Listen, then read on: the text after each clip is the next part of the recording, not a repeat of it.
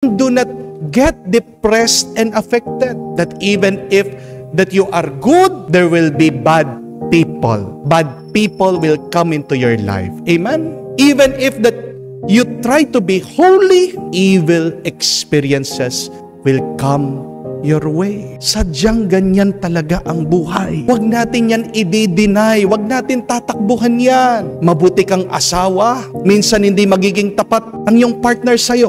Mabait kang magulang, minsan isa sa mga anak mo magiging pasaway. Nagsisipag ka sa iyong negosyo, minsan malulugihan. Napakagaling mong guro, minsan meron talagang pasaway na estudyante. Ikaw na nga ang nagsaserve sa simbahan, ikaw pang ginagawang mali. Chinichismis ka, sinisiran ka ng ibang tao. Sinusubukan nyo na maging masaya, pero bibigyan ka ng pagsubok, sakit ng Diyos.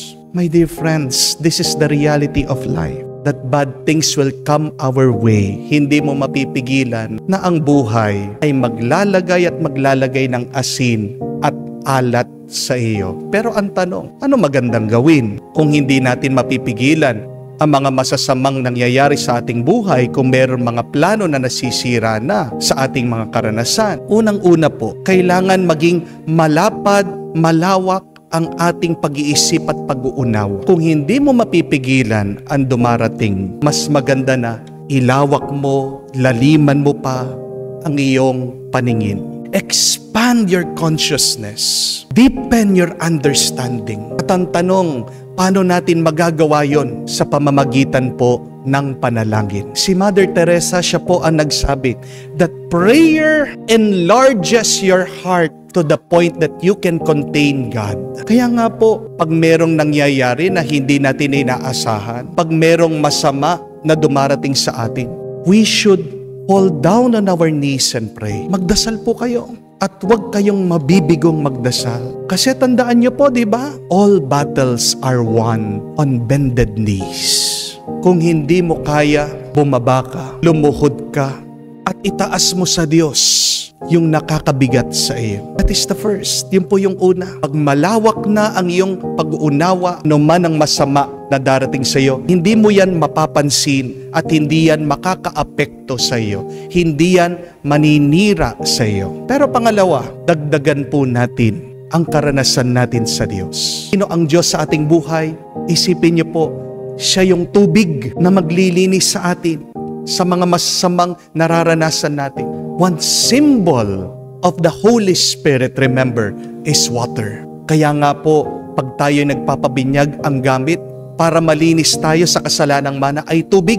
Magdasal tayo, pero naway sa ating pagdarasal, papasukin natin ang Diyos sa ating buhay. Kasi maaaring ikaw ay nagdarasal, hinahayaan mo pa rin na malumod ka sa iyong mga pag-aalala. Mga kapatid, pag tayo ay nagdarasal, kailangan natin bigyan ng tuon at pansin ang Diyos. When you pray, open your minds and heart to God. Flood yourself with God's grace and not with worry, not with overthinking about these negative things. Pero kahuli-hulihan, kailangan din tayong magpasalamat na may dumarating na masama sa ating buhay. Ano pong makakapagpagaan sa ating kalooban? Ito po ay pasasalamat palagi sa Diyos. Basahin niyo po ang Biblia. Yan ang gamot para hindi tayo mag-alala. Ang gamot laban sa kalungkutan ay ang pasasalamat sa Diyos. Pagbabalik tanaw sa mga ginawang milagro at kabutihan ng Diyos sa atin. Di po ba tayo mga tao kailangan din ng asin ng ating katawan? Pag wala kang sodium, mahohospital ka. So kahit na merong paunti-unti at palaging dumarating na problema sa buhay mo, hinahayaan yan ng Diyos kasi kailangan mo yan. Dahil pag wala kang problema, tandaan niyo po, walang lasa ang buhay. Ang nagbibigay po ng lasa at ganda din sa buhay ay pag meron tayong nararanasan nakakaiba. Problema man yan, isipin mo, pampasarap yan sa iyong buhay. Kaya tanggapin mo yan ng may pasasalamat sa Diyos. Tanggapin mo ano man ang pagsubok na may tiwala sa Diyos. Tanggapin mo, pero hayaan mo din na umalis.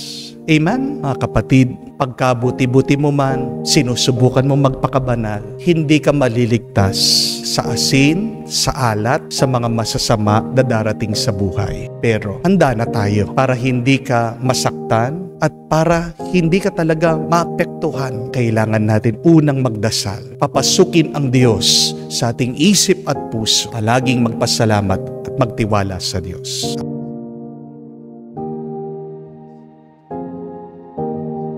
When you have a negative mind, you will never see God's blessing in your life. Amen? Kamukha po ng ating narinig sa Ebanghelyo. Gumaling na yung 10.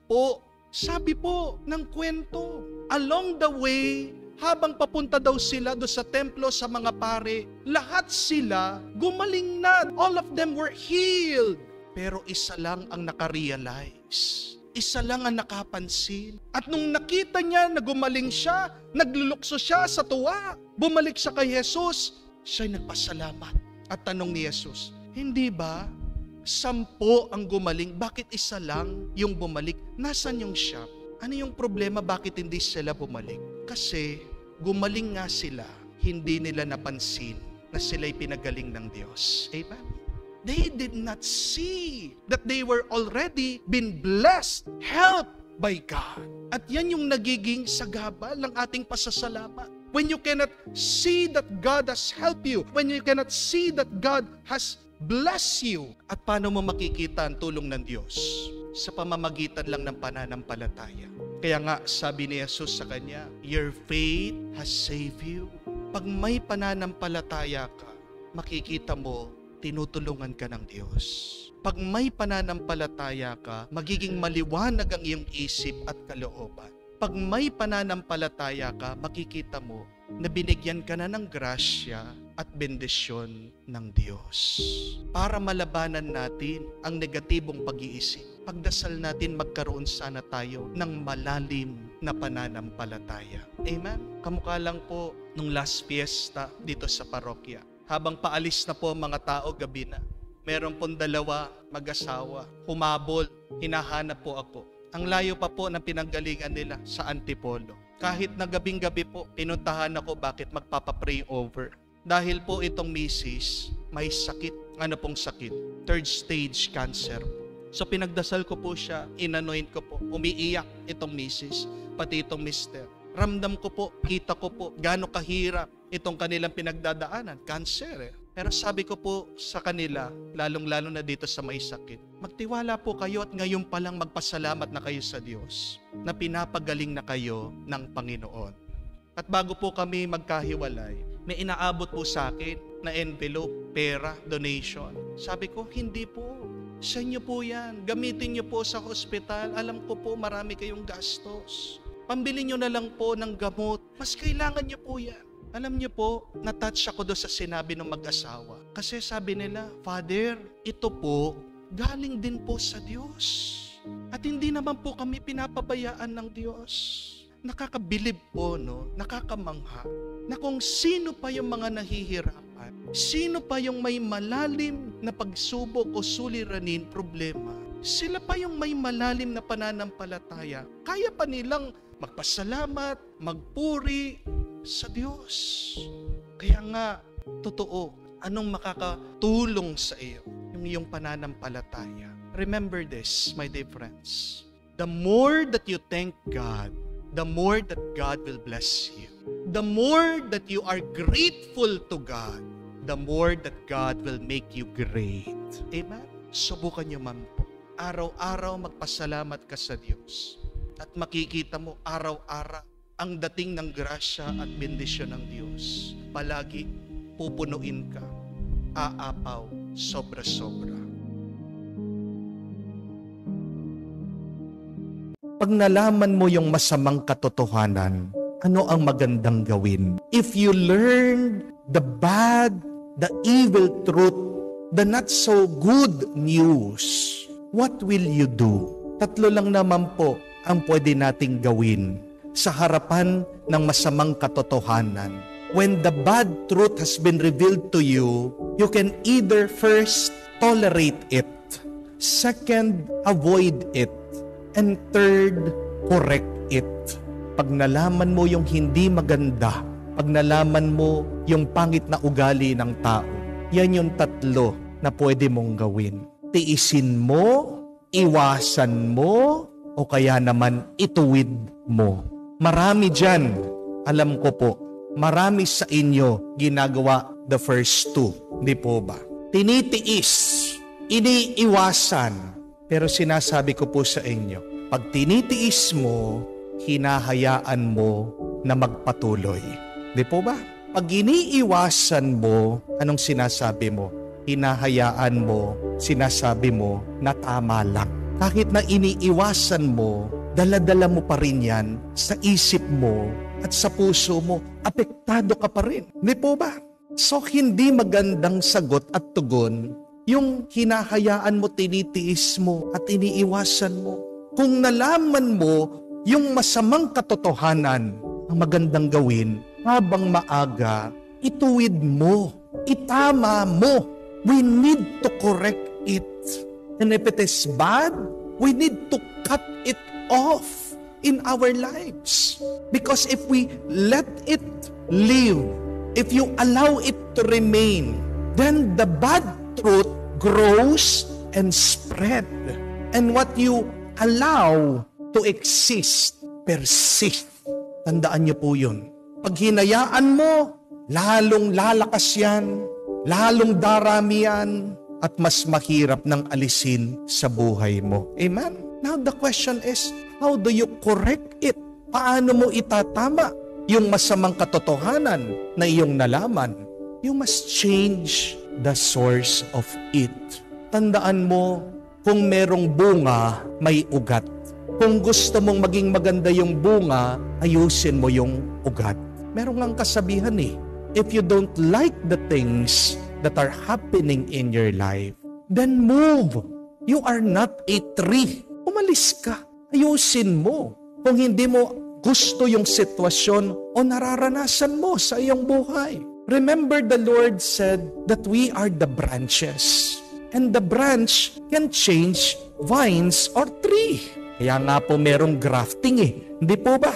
Kung hindi na maganda ang epekto sa iyo, umalis ka, pero maghanap ka ng ibang pagmumulan ng buhay at ng lakas mo. Kamukha na lang po, tingnan niyo.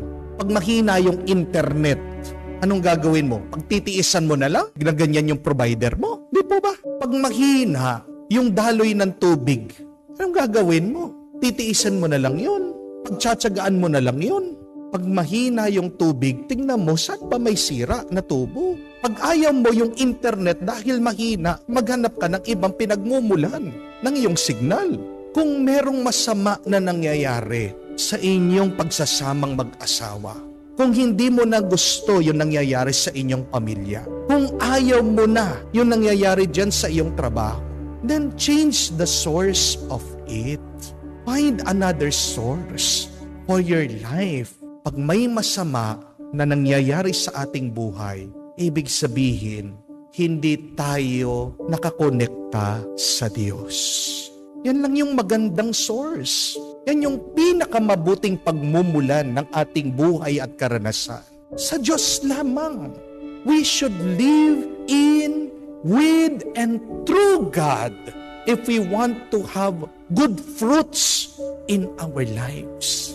That is the good correction that we must do in our life. Kung nahihirapan kayo, kung may problema kayong mag-asawa, subukan nyo. Magdasal kayo, magsimba kayo. Kayong magpapamilya. Kailang kayong sama-sama na pumasok, nagsimba sa loob ng simbahan. Kung meron kang problema sa iyong trabaho, tanong mo sa iyong sarili, bago ka ba magtrabaho? Nagdadasal ka ba? What is the source of your life?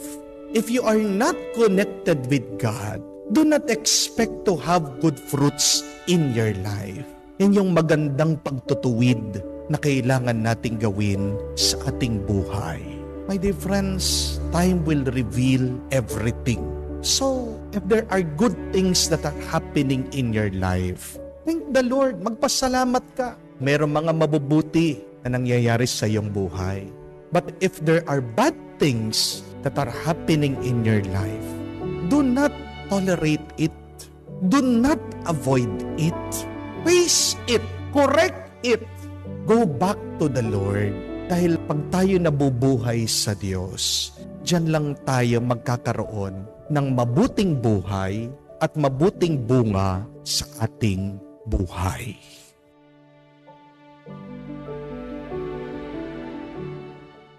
May isa pong kwento, minsan daw po ang Diyos, gusto niyang malaman kung gaano nakarami ang mga masasamang tao sa mundo. Kaya pinatawag po niya itong si Angel Gabriel at sinugo niya sa mundo, sabi, bilangin mo yung mga masasamang tao. Kaya lumipad po ang anghel mula sa langit, pumunta sa mundo, binibilang isa-isa yung mga masasamang tao. Wala man pong isang araw, bumalik itong anghel sa Diyos. Nagrereklamo, pagod na pagod. Sabi, Panginoon, ang dami pong masasamang tao. Nagsawa po ako sa kakabilang. Sa Pampanga lang po, ang dami na. Pumunta pa po ako sa Bulacan, sa Laguna. Napakarami. Napagod po ako sa kakabilang. Lupay-pay na po ako. Tingnan nyo naman yung aking pakpak. Pawis na ako, sabi po ng anghel. O sige, sabi po ng Diyos, ang gawin mo para maging mas madali yung iyong trabaho, bilangin mo yung mga mabubuting tao. Pero pagkatapos mo silang binilang, bigyan mo sila ng sulat dahil dun sa sulat, meron akong mensahe, meron akong sorpresa sa kanila. Ginawa po nitong anghel, bumalik sa mundo. Binilang yung mga mabubuting tao. Nagumpisa po sa Laguna, sa Maynila, Bulacan, nakarating po ng Pampanga, dito po sa parokya. Napakakaunti lang po ng mga mabubuting tao. At bawat nabibilang po niya, binibigyan po ng sulat.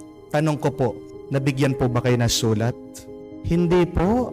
Ala, anong ibig sabihin yan? Buti pa po ako, nakatanggap ako ng sulat. Gusto niyo po makita? Meron po. Gusto niyo po ba malaman kung ano yung pinapasabi ng Diyos? Opo, hindi po. Secret.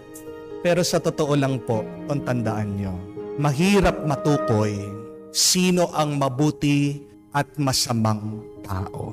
Habang nagpapatuloy ang buhay natin, habang hindi pa tapos ang iyong kwento, habang nandyan pa rin ang oras, ang panahon, ang mundo, ang katotohanan, halo ang mabuti at masama.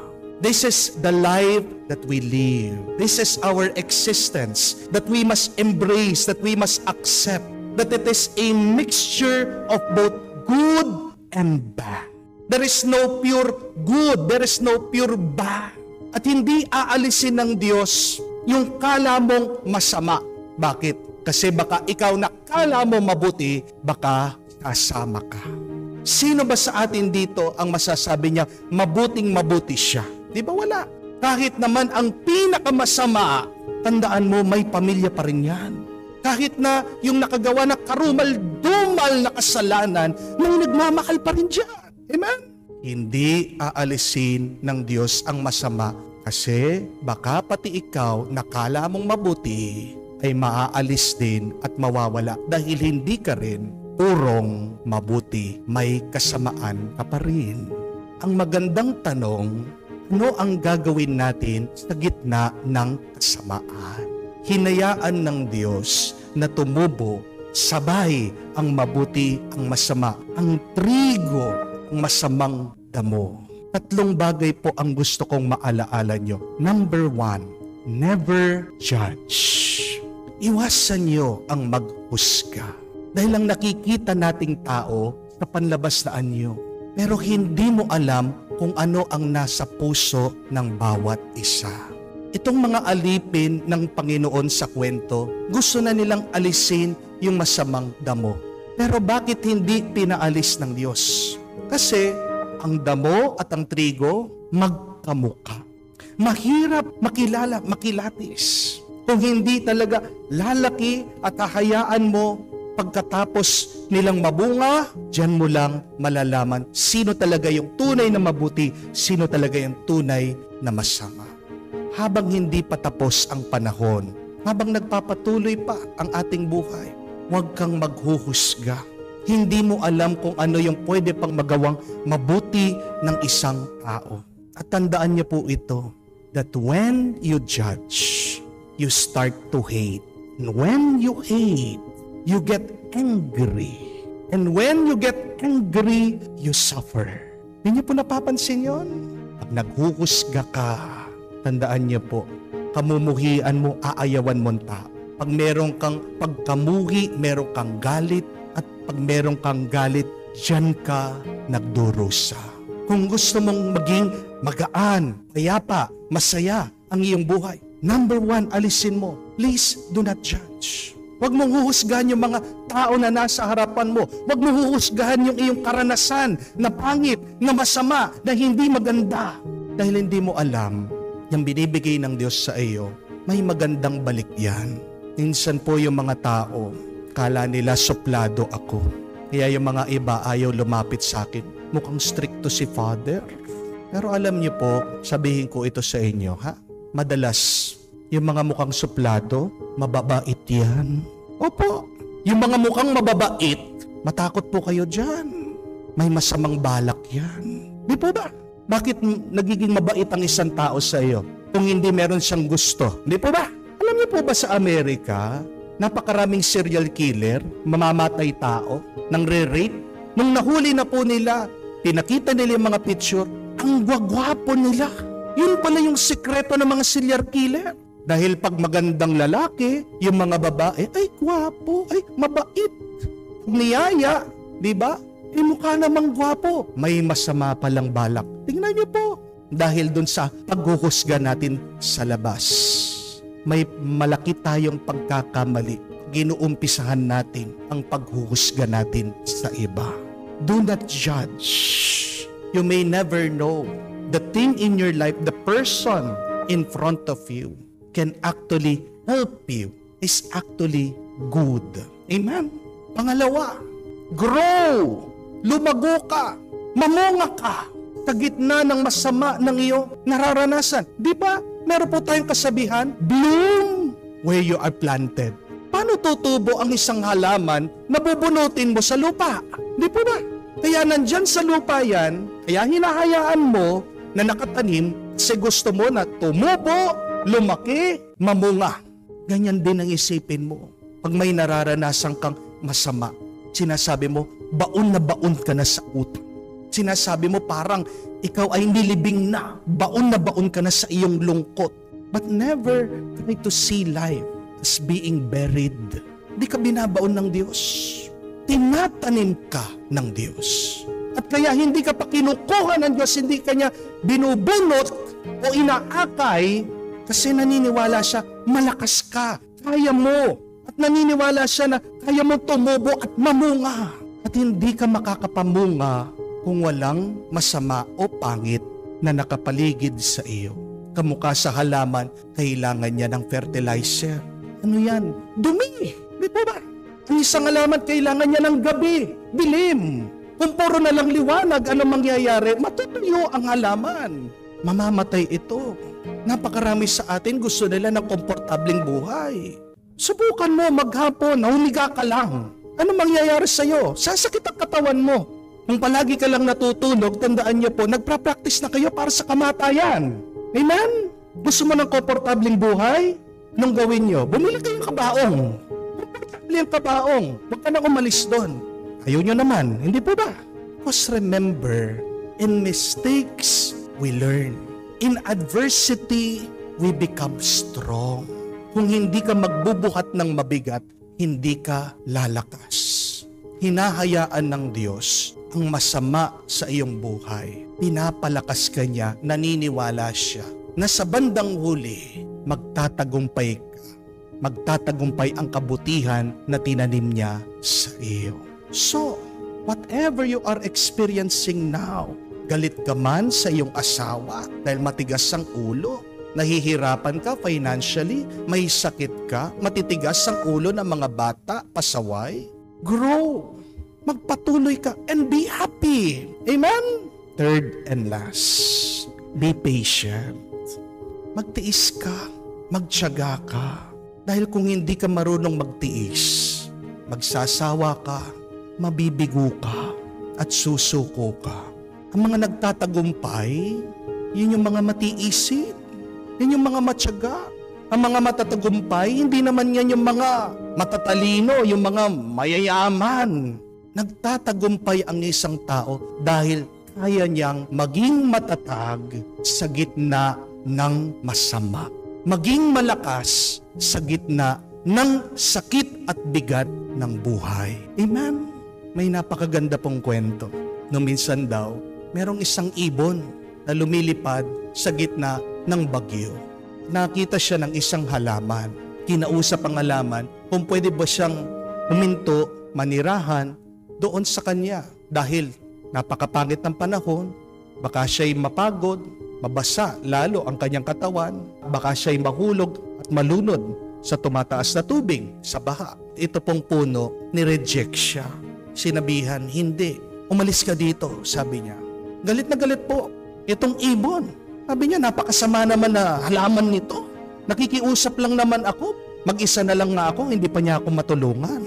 Lumipad po yung ibon at nakakita pa ng isang puno. Nakiusap po doon sa puno at pinayagan, pinapasok sa kanyang mga tangkay. At siya po ay naproteksyonan dito po sa ulan. Pagkatapos po ng bagyo, lumabas yung ibon. At nakita po niya, bahang-baha. Napakataas po ng tubig. At sa kanyang paglipad, nakita po niya yung unang puno na kinausap niya na nakakover, balot na balot sa tubig, wala kang makita sa kanya.